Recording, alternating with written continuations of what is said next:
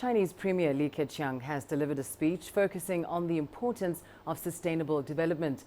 This year's theme is Sustainable Development Goals, a universal push to transform our world. Over 140 world leaders have gathered to attend the week-long talks with the focus on pushing for global sustainable development.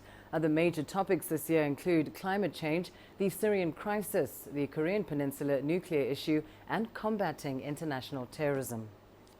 Talking about the sustainable development, it should be compatible and it should be linked with other stakeholders. Sustainable development is faced with challenges, and of course, different regional conflicts have also been projected. Talking about the traditional and non-traditional security challenges have also been projected before us. Talking about the world's economy, talking about its recovery, it has been slowed down. Talking about the sustainable development, still we lag behind. Talking about the natural disasters, we have observed the frequent occurrence. Talking about the securities and safeties for human resources, finance, as well as the food, etc., etc. These has proposed more demanding challenges for sustainable development. We know that we're at the juncture. Well, let's get to you an update now on what's happening at the General Assembly. I'm joined live from New York by CCTV's Liling Tan. And Liling, can you just tell us what is the very latest coming out of the UN headquarters? Yes, well, this is, of course, day 2 of the high-level General Assembly debates. We have heard from China's Premier Li Keqiang, and we've also heard from African countries Zimbabwe and Kenya. Zimbabwe's President Robert Mugabe underscored the importance of total commitment to the Sustainable Development Goals, but said that the ability of his country to achieve its domestic targets have been hampered and are being hampered by the sanctions imposed by Western nations, and he called on countries on the United Kingdom, the United States, and their allies to lift those sanctions. Now, Kenya's Deputy President William Samoei Ruto said that despite remarkable strides made in the history of the United Nations, human progress remains constrained by challenges including inequality among nations. And he also talked about how Kenya is playing a key role in helping to lead the effort in achieving the Sustainable Development Goals. Now, several sideline high-level events have also taken place. The most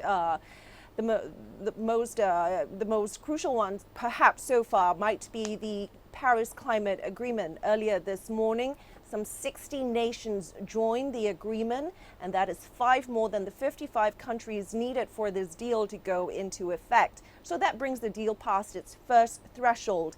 The second threshold is still shy of about 7.5% of global emissions. So the countries that have joined this deal so far account for about 48% of the 55% targets. But however, UN officials believe that there is momentum. They're expecting more countries to join, and that this deal could go into effect by the end of the year. Now, what is, however, casting a shadow over the second day of the General Assembly debates are developments in Syria.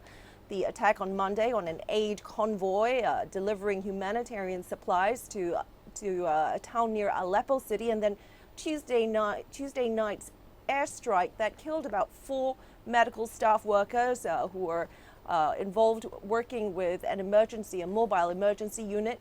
That has thrown the U.S.-Russia ceasefire into disarray, and here at the UN, officials are trying to salvage that fragile ceasefire. So it's been a very hectic morning so far here at the UN.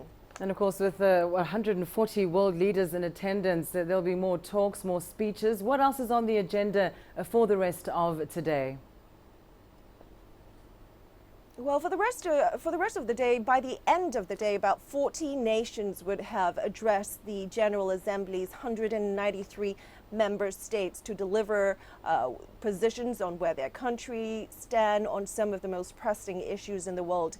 Over the course of the day, we'll be hearing a broad range of issues being mentioned and discussed, including from terrorism to sustainable development, from the refugee crisis to Syria and the ongoing humanitarian crises that the world is facing in trying to address these crises from the Middle East to Africa. So a lot on the agenda for the rest of the day. Ling Tan, thanks very much for that update live for us there in New York.